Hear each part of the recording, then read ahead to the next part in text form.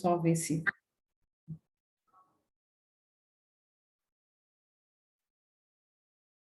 Ok, eu queria só confirmar se estava gravando. Então, assim, pessoal, eu fiquei de gravar uma explanação referente à nossa aula de quarta-feira última, né? Que foi na instituição, e que muitos não estavam presentes. Então, vou colocar o material aqui para que vocês passem a ter o conhecimento do que nós falamos, referente ao material que já está na plataforma aí há alguns dias. Então, turma, referente à administração meios de contraste, que é o nosso componente, falando sobre seriografia, esôfago, estômago e duodeno. Na verdade, é o meio de contraste utilizado para verificar especificamente essas três regiões do sistema digestivo, onde, então, na quinta-feira, nós estaremos fazendo a aula em substituição ao que não tivemos na segunda-feira da semana passada, certo? Então, resumidamente, dentro do que a gente vem falando nos últimos dias aí, são poucas aulas, mas de grande valia. Nós não podemos esquecer em momento algum, e aí só reforçando bastante isso para vocês, existe uma situação em que todo profissional das técnicas radiológicas, ao atender um paciente que vai fazer um exame de contrastado, ele tem que ter, dentro do protocolo que ele vai utilizar, né, uma organização, uma administração para fazer corretamente todo o protocolo, né, a não ser aquilo que a gente vem falando já há mais tempo, que seria ali a questão uma interrupção do exame por parte de um radiologista, ou mesmo um supervisor que já está percebendo que está encontrando alguma patologia ou alguma suspeita, mas que a gente não vai conseguir verificar certo no contrastado, e sim o paciente vai ter que ser recomendado a ele a realização, então, de um outro exame, sugerindo a tomografia abdominal, por exemplo, né? E quando nós começamos o encontro, eu coloquei no quadro para vocês, em resumo ali, fui falando no primeiro momento, todas as 12 áreas da radiologia, né? A iniciar pelo raio-x, CR-DR, que é o raio-x convencional, tudo ali feito à mão, né? E inclusive a revelação do filme. Ali entra também o contrastado, né? Que é o sistema CR, que a gente faz o exame, e aí sim vai revelar os filmes todos. A gente pode fazer a imagem, ela funcionando na tela, a descida do contrastado, mas podemos congelar aquela imagem e fazer radiografia, de imprimir depois em filme radiográfico, para o médico ter também sessões, né? Sessões que aconteceram do contrastado. Isso pode acontecer tanto em CR como DR, porque tem como congelar na tela uma imagem, mesmo em funcionamento de contrastado descendo, fazendo a trajetória alimentar ou intestinal, que a gente vai ver na próxima aula 5, mas de qualquer maneira a gente precisa se comprometer a algumas coisas junto a isso, que é exatamente antes de realizar, efetuar os exames contrastados, entender que é muito importante. Nós vamos mirar o paciente chegando na sala, ele vai chegar, nós vamos fazer uma anamnese. Nessa anamnese, nós vamos ter que ter a localização do que realmente precisa ser contrastado, ou seja, uma topografia anatômica. Verificar os órgãos envolvidos, os órgãos vizinhos que possam, de repente, estar comprometidos junto a uma patologia que venha a surgir. Isso, gente, tanto no contrastado como tomorressonância, né? Depois, indicações clínicas, né? O que está indicando dentro do histórico clínico desse paciente que ele possa estar tendo, seja há mais tempo, seja recentemente. Por exemplo, cólicas, cãibras abdominais, dificuldade de evacuar, porque está tudo acumulado lá no digestório, dificuldades de digestão, né? Não consegue digerir um alimento das 2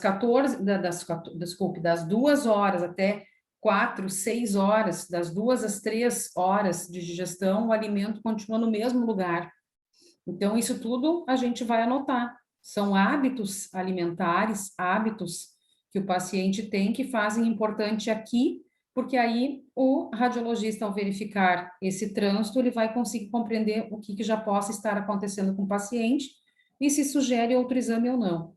Verificar também o preparo, né? Verificar o preparo, mesmo que seja bário, mas se o paciente tem condições de receber esse bário, sim, totalmente hidrossolúvel, ou se daqui a pouco vamos ter que misturar uma quantidade mínima de água, né?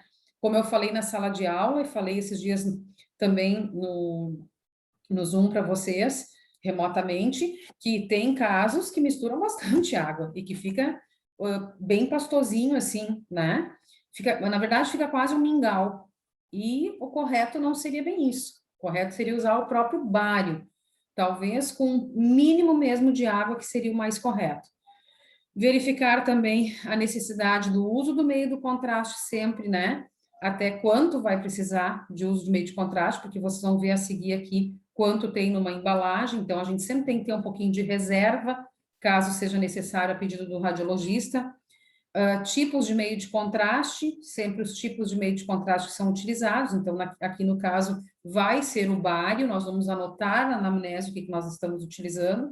Via de acesso, né, qual é o tipo de exame que nós estamos fazendo, e aqui no caso não é via de acesso, aqui realmente é via oral, né? E observar o paciente pós o procedimento. Nós terminamos o exame, nós terminamos aquele contrastado, e nós temos que saber como que está esse paciente, né? Em que pé está a situação? Se ele está passando mal, se ele está se sentindo ruim, se ele está com formigação na pele, se ele está com vermelhidão, o olho está normal, a boca está torta ou não, todos os episódios que a gente possa imaginar, né? Hoje, um paciente que entorta um pouquinho a boca, ou que entorta o rosto em si, para um lado só, ou os olhos muito avermelhados, a bochecha muito avermelhada, tem uns que aparece assim, as veias direitinho, ele pode estar tendo um derrame, ele pode estar tendo uma pré-convulsão, ele pode estar tendo alguma situação que venha a prejudicar na hora do exame ou depois. E a gente tem que estar muito atento a isso, né? Completamente atento a isso. Nós aqui fizemos a radiografia de esôfago, estômago e duodeno, RED, ou o cefalograma, o exame, que nós chamamos também, a seriografia, né? Cefalograma, seriografia mais correta, que é a viagem, né? Do que acontece no esôfago distal, que a gente chama, estômago e duodeno. Então, eu deixei para vocês um pouquinho da anatomia para relembrar. Comentei com a turma em sala de aula, que eu estive na mesma tarde de quarta-feira, quando nós nos encontramos de noite com a turma. À tarde, eu estive com o professor Aldrin. É muito importante que ele reveja com vocês toda a questão óssea, lembrando que é resumido, não são exatamente um semestre que ele vai estar com vocês. E até porque ele vai estar resumindo algo que vocês já têm com vocês, que é o material. Isso tanto no pensamento do Aldrin como o meu. Vocês já têm esse material, mas vocês terão esse privilégio de poder voltar mais na anatomia, nas cobranças do professor, né? Para que vocês realmente tenham com êxito a lembrança do que já foi ensinado. Para que logo, um pouquinho ali na frente, mais um pouquinho ali na frente, a gente entre em campo de estágio, né? Porque o pré-estágio na escola também não é o suficiente para dizer que nós estamos prontos para estagiar, né? Sempre nós vamos ter que estudar mais. Não é ir naquela aula, não é ver aquele material uma única vez e achar que estamos preparados.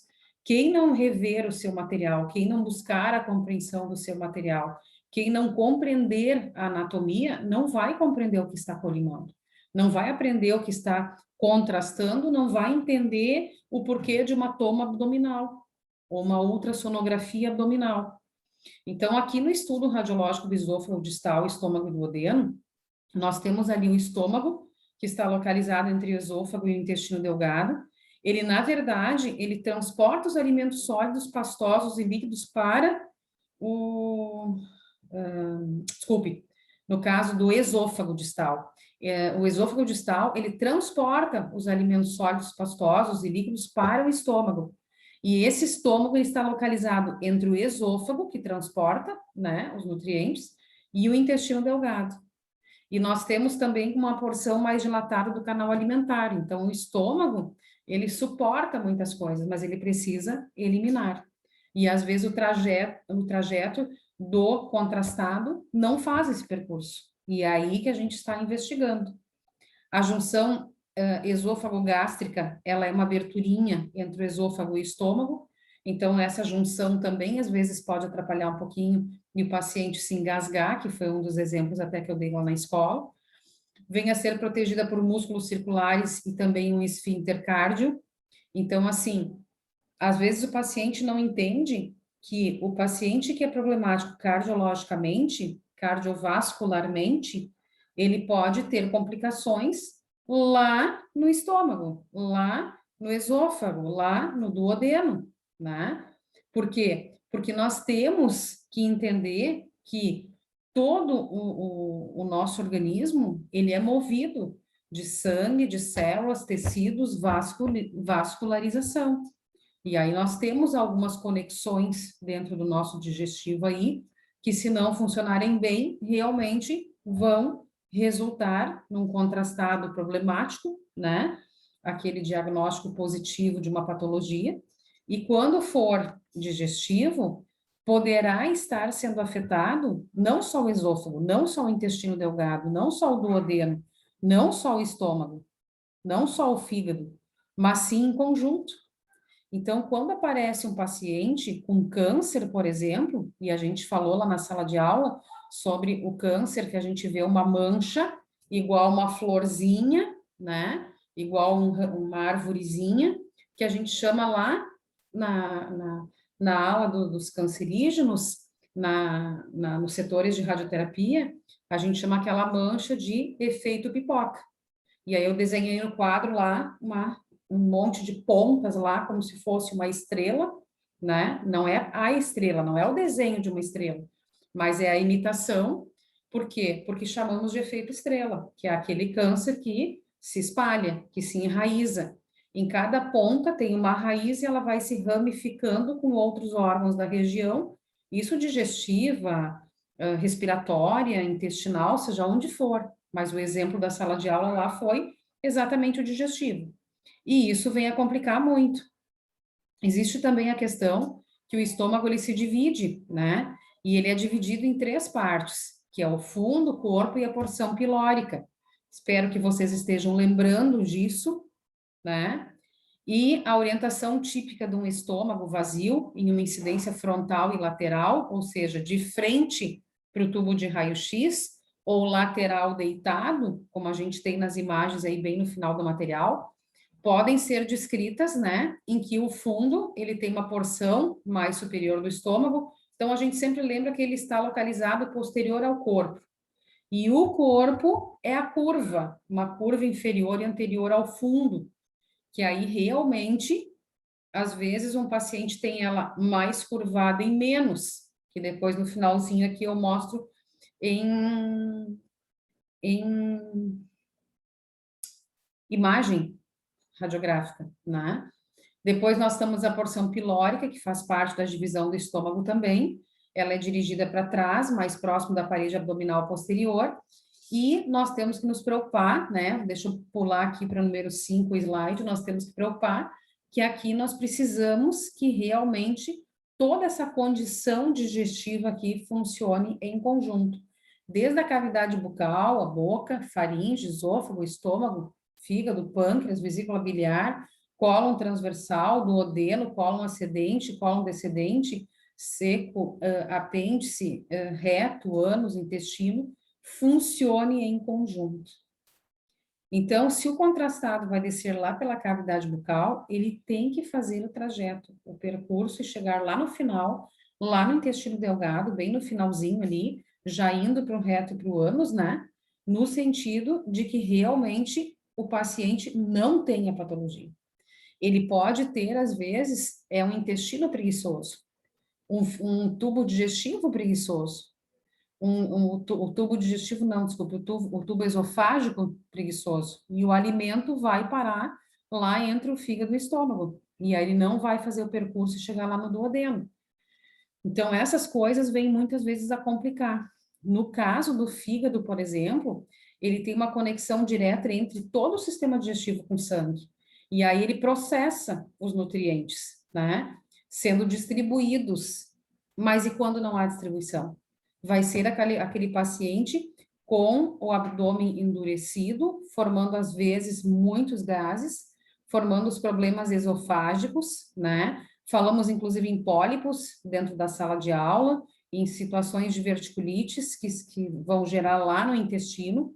Então, o paciente muitas vezes diz, intestino preso. O fígado da pessoa não está rotando, não está funcionando direito o digestivo. A pessoa, o médico chega numa sala, um radiologista, diz, nós estamos fazendo o exame aqui, nós estamos acompanhando o trajeto do contrastado, não sei se a técnica em radiologia ele explicou, mas nós precisamos acompanhar esse trajeto bem importante para saber o que possa estar acontecendo. Mas essa barriga aqui, né, esse abdômen está muito endurecido, como é que é a evacuação, como é que é a sua urina, ela é forte, ela tem muita gordura e o paciente nem sabe o que dizer, né? Isso quando não mentem, que foi um fato que nós falamos também na sala de aula. Nós temos a função do esôfago, que vai transportar os alimentos, né? Aquele tubo digestivo ali que vocês vão vendo, vai transportar todos os alimentos sólidos, líquidos e pastosos lá para o estômago. E o estômago também precisa resguardar por um momento aquele alimento. E depois, sim, se dividir, né? Deteriorar. E nós temos que cuidar, porque o paciente, muitas vezes, ele apresenta situações de vesícula biliar. E a vesícula, ela tem um formato de um saquinho, é uma maneira de vocês guardarem isso para vocês. Alguns dizem que tem um formatinho meio pera, né? E aí esse saquinho vai armazenando líquidos pelo fígado e também atua na digestão alimentar lá no intestino. Então, às vezes, o paciente tem problemas aí e ele não tem autodefesa.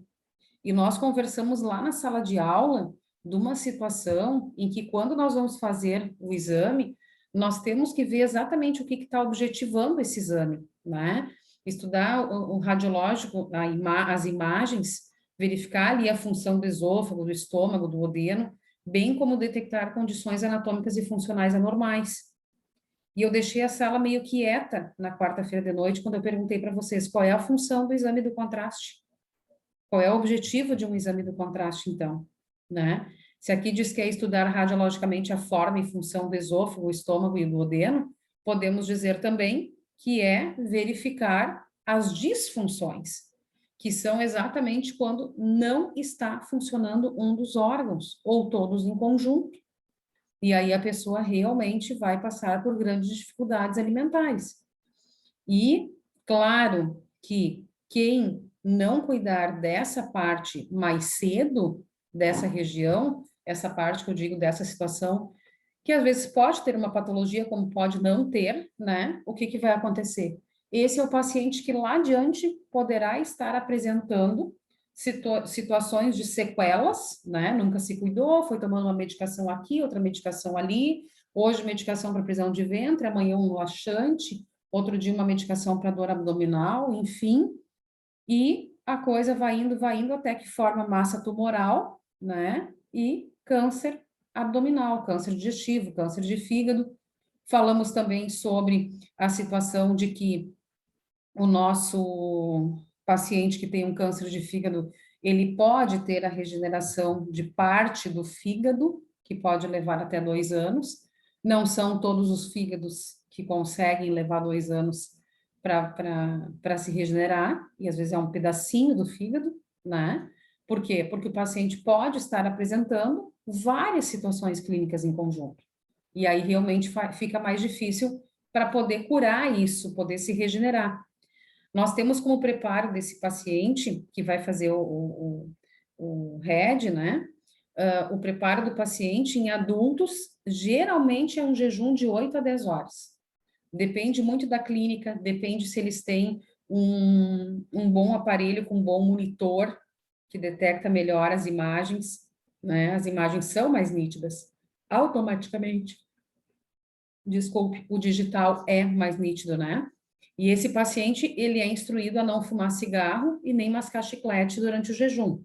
Ou seja, mascar chicletes, mascar balas que de repente são molinhas, né, molezinhas, e que vão de repente serem ingeridas, engolidas e para lá a bala no estômago, para a bala no fígado.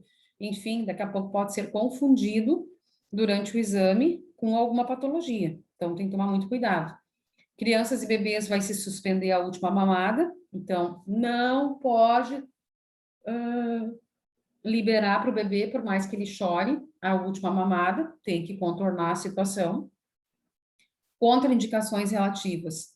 Os pacientes que normalmente fazem RED, que é a radiografia, a investigação, né, do esôfago, estômago, do duodeno, geralmente são pacientes que apresentam muita alteração na anatomia abdominal, na anatomia digestiva, ou daqui a pouco o tamanho do esôfago, o tamanho do esôfago não, o tubo digestivo esofágico, né?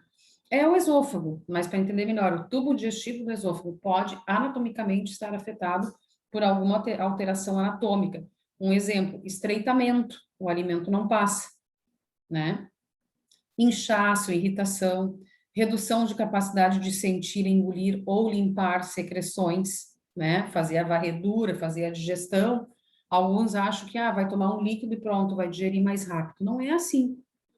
Apresentar cansaço durante a refeição que possa causar aspiração de alimento ingerido. Então, todo paciente ele vem e apresenta uma situação nova, né? Uma situação que às vezes a gente ainda não ouviu falar. E nós temos que estar preparados para as mudanças que poderão se apresentar durante a administração de meios de contraste. Na preparação do RED ou SED, né? O ideal sempre é que o paciente chegue com o estômago vazio. Esse jejum de no mínimo 8 horas, ele pode ser 6, 8 horas, depende do que a clínica está solicitando. Depende de como o radiologista trabalha, com o equipamento que precisa ser revelado um filme com o equipamento que está na tela. Quando a gente faz digitalmente, a visão é melhor, então o paciente pode ficar 8 horas, 6 horas em jejum, nem precisa ser necessariamente 8 horas. O paciente vai ter, então, a orientação quanto à mastigação, né, o jejum, ter alguns cuidados, não fumar, né, e isso vai evitar toda a secreção gástrica do paciente. Tem pessoas que têm muita secreção gástrica. Precauções durante a gestação. O paciente não vai fazer o exame. Lembrando sempre, paciente após o 3º mês de gestação, comprovado por ultrassonografia e ecografia. Sim, ele vai fazer outros tipos de exames. Aqui, a gente evita, a não ser que o médico insista muito que ele quer verificar todo o percurso, porque e o paciente não tem condições de fazer uma ressonância magnética ou uma toma abdominal. Verificar com a paciente quando foi a última menarca, quando é que ela menstruou nos últimos dias, para não também confundir, né, no exame. Impossível realizar fluoroscopia em paciente gestante, ou seja, fazer aquele tempo real, deixar uma paciente deitada de barriga para cima, sendo gestante, passando trabalho, né, e não conseguir confortavelmente realizar o exame. Todo o exame já é um pouco desconfortável. Existe a fluoroscopia, né, que é a seriografia utilizando a mistura do sulfato de bário com imagens em tempo real. Então, a imagem em tempo real, a gente vai ter que cuidar. A mesa vai ficar na posição vertical. Nós vamos primeiro posicionar a paciente ou o paciente. Vamos prender com a cinta, né, o abdômen. Vamos prender no tornozelo e ver se os pés ficaram fixos dentro de praticamente uma forma, né, que tem o formato do pé. Então, geralmente é assim que a gente posiciona. Manter preparado também o número correto de chassi, de preferência sempre com reservas, né, de tamanhos de filme. Equipamentos de EPIs devem estar prontos também para uso, a gente vai cuidar bem para usar os aventais de chumbo e, como eu disse para a turma, sempre importante protetor de tireoide. Professora, mas o professor tal falou que de repente não precisa usar. Fulana conhecida trabalha numa área que só usam lá quando faz radiologia odontológica. Gente, o que eu falei em sala de aula? Se o paciente se nós temos como utilizar o protetor de tireoide, temos como usar o avental de chumbo, vamos colocar isso no paciente, né? É importante. O bário aqui, ele tem 360 ml de sulfato de bário, que eu falei para vocês. Até foi perguntado para mim se é padrão. Sim, é padrão, tá? Mas pode acontecer daqui a pouco de um paciente que tem o tubo digestivo mais volumoso, tem algum problema que, de repente, o paciente tem muita dificuldade de ingerir um alimento e o contrastado parece que não é o suficiente, tem que usar mais, vamos usar um pouquinho mais, mas não que a gente vá usar 2 embalagens. Isso realmente é desnecessário, tá? Aqui, sobre a posição do paciente, né, a posição do ar, do sulfato de bário do estômago, existe a situação em que a gente pode usar como base com o paciente 3 situações diferentes aqui, né, para posicionar o paciente. Então, o ortostatismo, que é bem normal, né, deixar o paciente em pé, a mesa na vertical, mesas que se deslocam, né, mesa que fica assim, mesa que fica assim, mesa que fica assim. Então, o ar vai subir para encher o fundo, né, da anatomia, enquanto que o bário vai descer para ter uma ação da gravidade, onde vai enchendo toda a região pilórica. E decúbito ventral, quando a gente colocar o paciente para baixo, que é uma outra opção, tem médicos que usam essas 3 opções aqui em exames, tá? Nem mais nem menos. Essas 3 opções. O que pode vir a acontecer? No decúbito ventral, como o fundo está mais posterior que a porção inferior do corpo do estômago, o bário ele desce para a parte inferior do corpo e para a porção pilórica do estômago. Então, se o radiologista solicitar para ver como é que está a porção pilórica e não encheu suficientemente lá no ortostatismo, ele vai tentar ventral. Ele vai pedir para nós fazermos outra imagem. E também existe o decúbito dorsal, que seria o bário seguir para o fundo e o ar, então, se localizar na extremidade distal do estômago. Por quê? Porque cada um de nós tem um organismo diferente. Podemos ter as mesmas estruturas, mas o nosso organismo, o nosso sistema digestivo trabalha de forma diferente. Como eu disse antes, né? Temos regiões que é o intestino preguiçoso, o digestivo preguiçoso. Temos o sistema urinário preguiçoso e outro tem acelerado. Tem gente, por exemplo, um exemplo típico, tem gente que almoça, por exemplo, igual em cano hidráulico, a comida desce, já vai direto para o intestino, já fez a digestão, já triturou os alimentos e vai defecar a gordura toda pelas fezes, sai da mesa e vai evacuar. Às vezes ouvi alguém dizer isso, e outros ficam com aquela comida toda, né? Tudo que foi ingesto, preso, completamente preso no sistema digestivo. Não tem o digestório funcionando. Eu havia colocado aqui, como eu falei, o duodeno com a sua anatomia, né? Com divisões e estruturas. Então, nós temos o duodeno ali com uma primeira porção do intestino delgado, uma porção mais larga, né? Bem mais larga e mais fixa, com cerca de 25 centímetros, é bem bastante. Porção descendente é a segunda porção, depois a porção horizontal, aonde tem uma curva para cima, a fim de unir ao segmento final, denominado então a porção ascendente, que a gente chama, conforme a gente consegue ver aí na imagem. É como se fosse tudo em gomos, né? E o duodeno, ele tem também a porção ascendente e descendente, que é o segmento final do intestino delgado, e uma segunda porçãozinha, que em alguns estudos radiológicos é como se fosse exatamente no trajeto ali para o intestino delgado. Então, cada pessoa responde por essas divisões também, mas às vezes de forma, às vezes, um pouco mais delicada para funcionar e às vezes um pouco mais folgada, digamos assim, como eu disse, né? Que o alimento faz o trajeto ali e pronto, já vai embora. Na definição desse exame radiológico, o RED, de esôfago distal, estômago e duodeno, nós temos um objetivo, que é verificar a função. Como é que está a função, né? E detectar, então, condições anatômicas e funcionais anormais, aquilo que não está funcionando, a disfunção.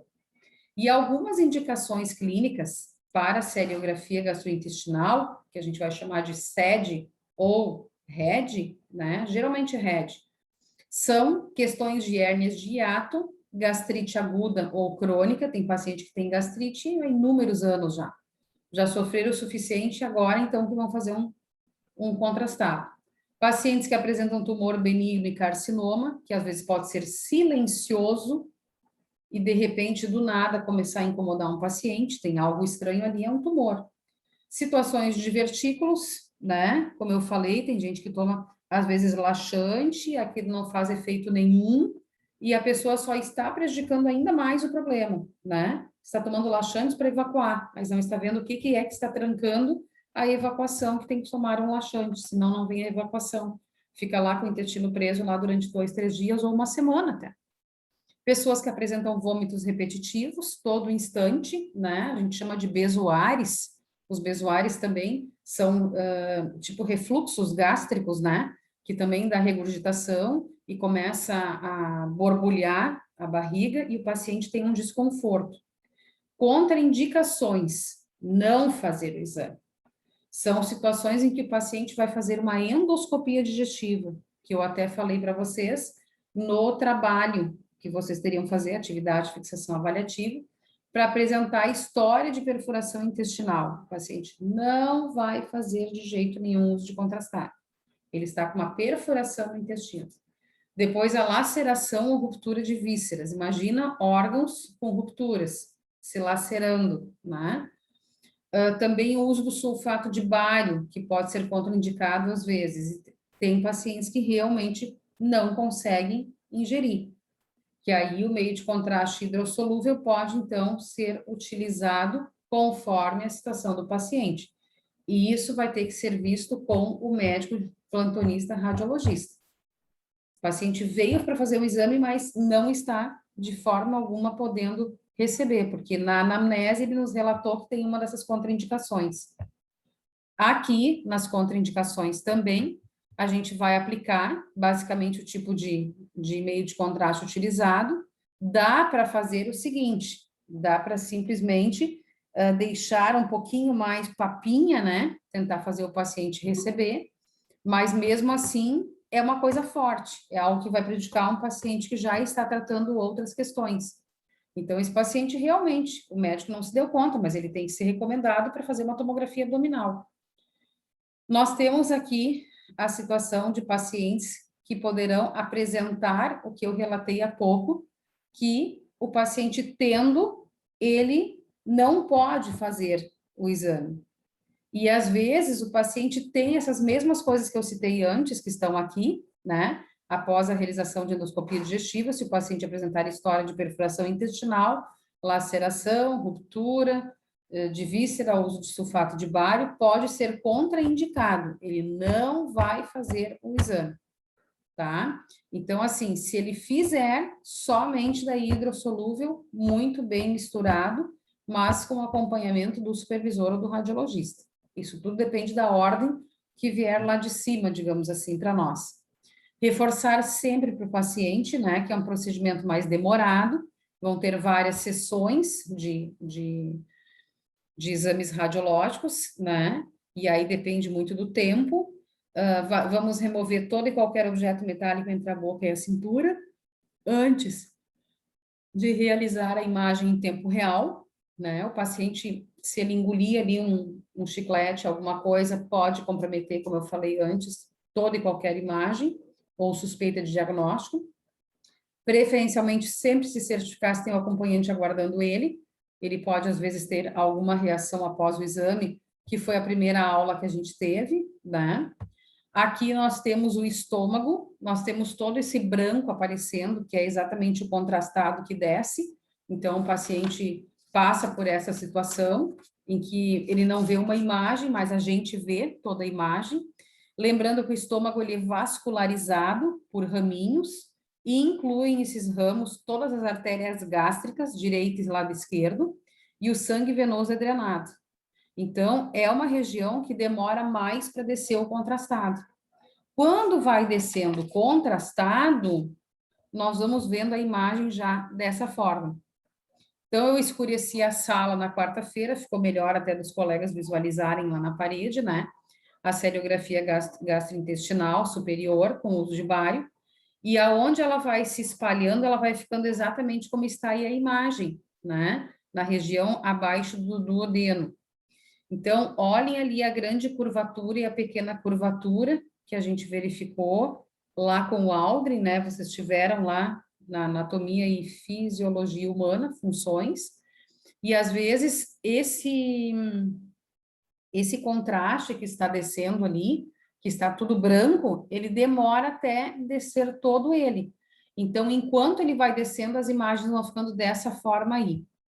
Nós temos aqui também duas imagens, né? A primeira imagem, então, é o RED, a investigação, né, do esôfago, estômago e duodeno, e temos ao lado uma hérnia de hiato, aonde está bastante afetado, o canal não está na mesma proporção, na mesma dilatação, tem uma parte, uma região ali que está até mais estreito, né? O contraste está demorando descer, nesses casos a gente realmente tem que chamar o radiologista para verificar, porque pode ser um câncer gástrico, como a situação aqui do slide 16. E às vezes realmente o paciente pode estar com uma suspeita de câncer que vai ter que ser feito em cortes tomográficos, em TC abdominal ou uma ressonância, quem sabe, mas que dê para verificar se está afetando só o estômago. Às vezes não é toda a região do estômago, às vezes é o estômago e muito mais. Então, cada caso é um caso. Temos aqui também o estômago e pilório, então também muitas vezes são prejudicados, demora a descer o trajeto do contrastado.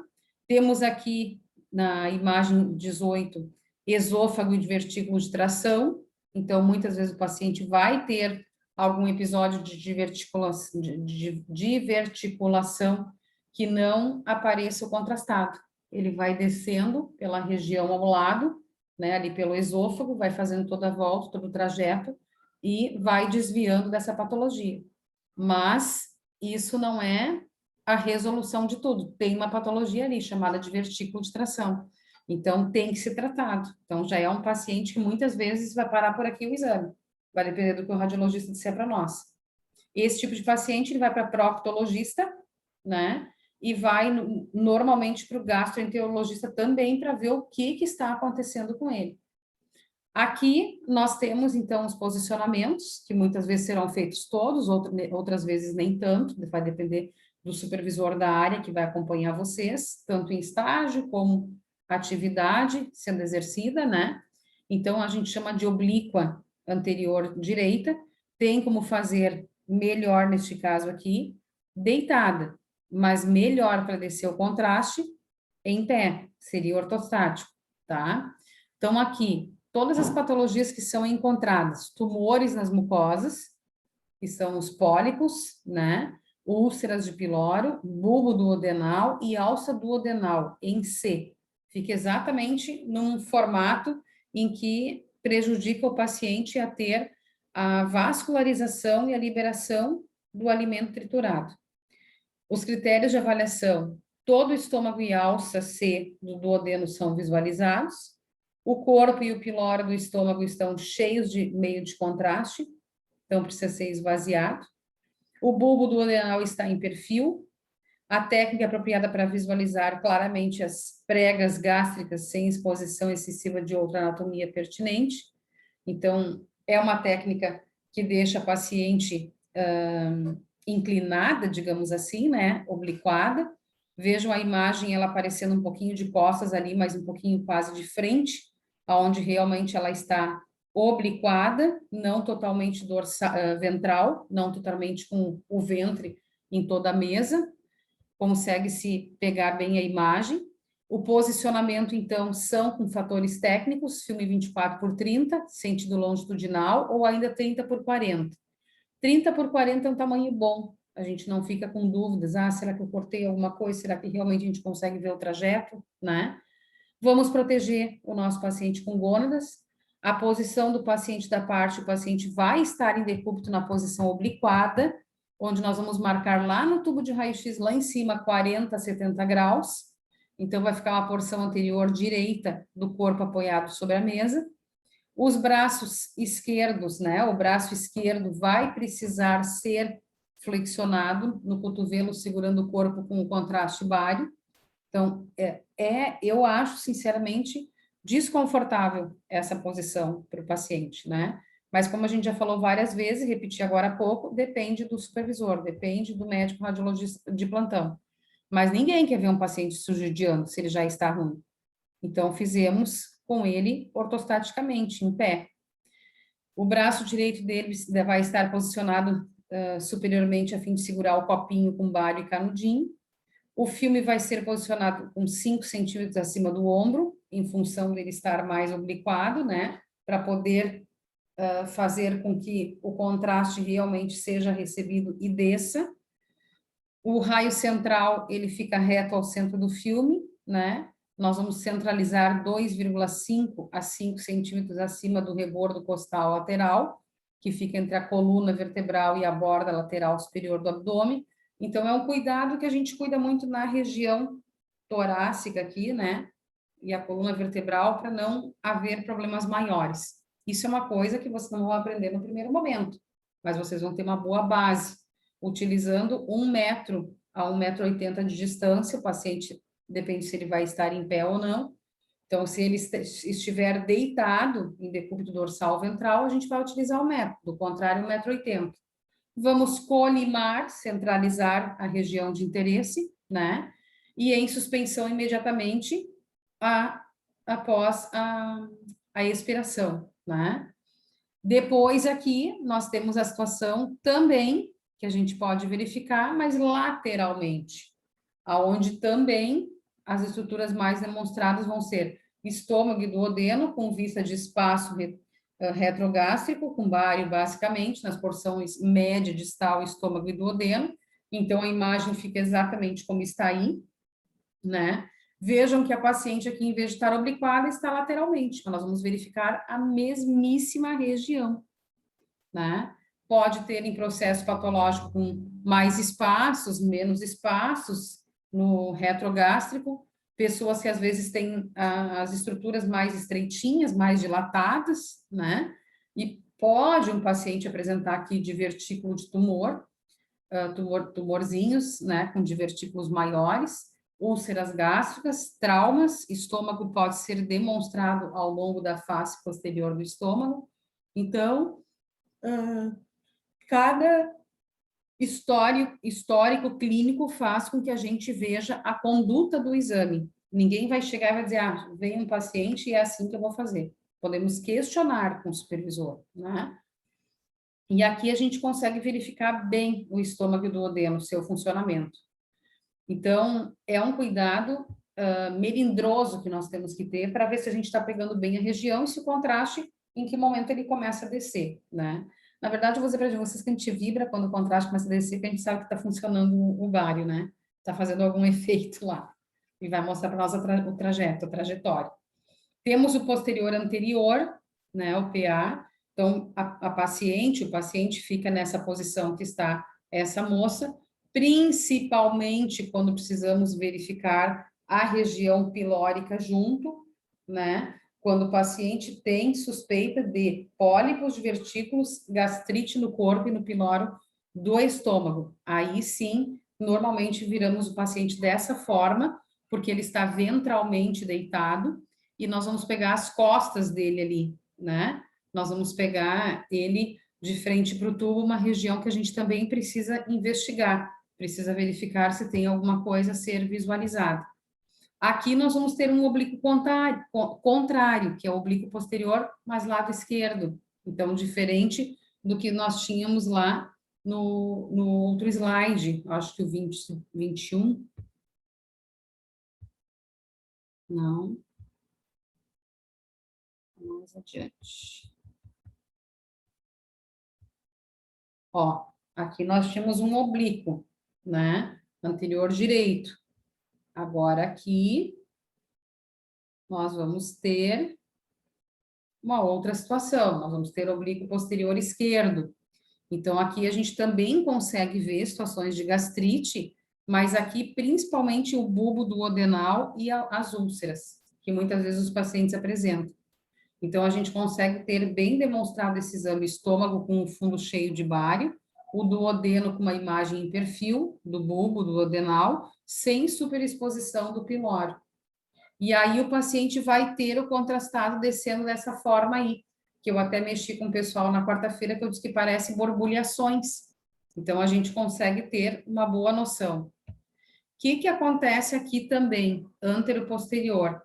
Tem situações que a gente usa a posição de Trendelenburg, que são possíveis hérnias hiatais. E a posição de Trendelenburg a gente teve lá em técnicas radiológicas, no momento que a gente falou sobre isso.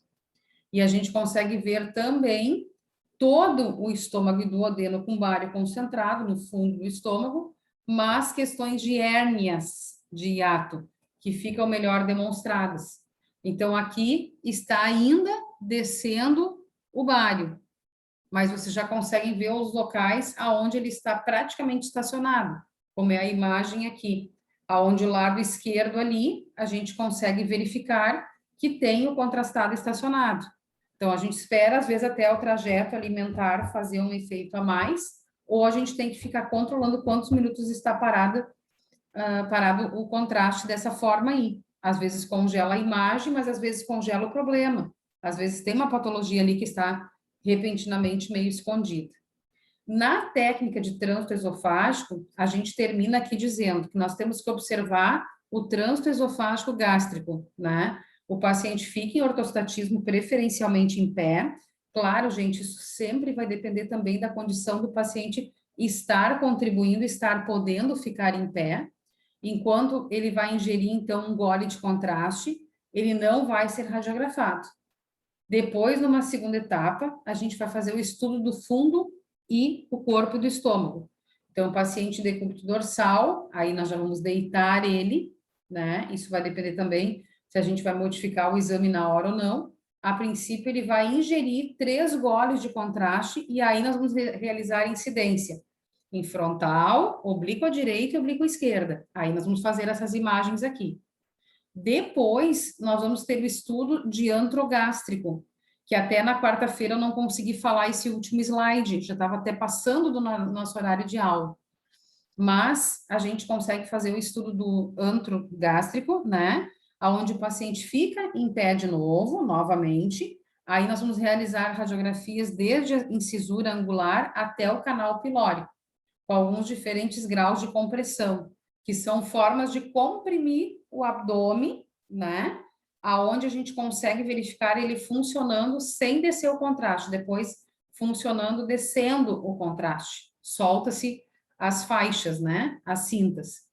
Existe a panorâmica frontal do estômago, né? Que é realizada, então, no paciente ortostatismo, e depois da administração de mais um gole de contraste, a gente vai, então, fazer imagem. O esôfago torácico com paciente em posição ortostática, então, para a gente verificar melhor, é realizado a oblíqua direita e a oblíqua esquerda.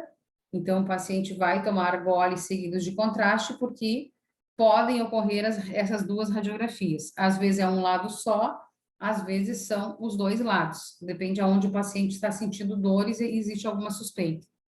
E aí também a pesquisa de refluxo gastroesofágico, que é realizada com o paciente totalmente ventral, né? Bumbum para cima, e a posição, então, de Trendelenburg, com um coxim sobre o abdômen, que seria, na verdade, um protetor. E aí a gente precisa realmente cuidar. Então, aqui a gente pega as imagens, ó, podem ver que a gente praticamente não tem quase protetores aqui, né? Mas tem clínicas que sim, tem clínicas que realmente usam alguns protetores que venham a ser vantagem na hora do posicionamento do paciente. Gente, esses coxins, esses acessórios, a gente utiliza principalmente, em primeiro lugar, quando tem. Falamos quarta-feira sobre falta de alguns casos, vamos voltar aqui, alguns casos em que o paciente, ele não tem ferramentas de trabalho, ele não tem acessórios, ele não tem condições. E tem alguns casos em que o paciente realmente tem todas as ferramentas, tem os melhores coxins, né? Tem condições de receber um bom auxílio na hora de deixar ele mais confortável para o exame, né? Isso contribui muito também. Mas, do contrário, a gente, às vezes, tem algumas situações que são indesejadas, como o paciente sair mesmo que ele tenha um preparo, né? Muitas vezes 6, 8 horas em jejum, mas muitas vezes ele começa a evacuar um pouco do que ele ainda tem no intestino, ou ele começa a vomitar, e aí nós vamos ter que realmente parar o exame. É um exame que ajuda bastante, né? Na prevenção de alguma coisa que venha a piorar esofagologicamente, ou estomacalmente, ou duodenalmente. Mas existem variações de lógicas. Puta, invento tanto nome, né? Então, assim, as variações de biotipo, né, das pessoas podem, às vezes, trazer um estômago hipertônico, que a gente chama, que até está na capinha do material aí, que é quando o paciente possui quantidade muito grande de sais, né, sais minerais. E temos também estômago hipotônico, que é quando possui grande quantidade, pequena quantidade de sais. Então, muito vai dos hábitos alimentares. O hábito alimentar é o que vai prejudicar ou não o paciente. Então, nós temos sempre que lembrar que a gente tem toda a questão da bile, ela é produzida pelo fígado, que a gente diz que é a bilirrubina, é uma substância que auxilia na digestão, e tem pacientes que não têm a produção dela no fígado. E isso tudo requer tratamentos, cuidados. Então, o paciente, para ele chegar ao meio de contraste, ao nosso exame, né, a ser realizado, ele tem que passar por um bom médico, por um bom gastroenterologista. Do contrário, ele vai ficar remando com remédios para dor. Então, tem muito paciente que não chega ao ponto de fazer nem a endoscopia, nem a colonoscopia, que é o que a gente vai falar na aula 5. O paciente acaba não digerindo bem durante alguns anos e vai tomando medicações sem resolver nada. Então, isso realmente pode vir a prejudicá-lo, tá? Nós vamos terminando aqui, então, e aí nós vamos ter a aula 5 via Zoom de novo, certo? Obrigada.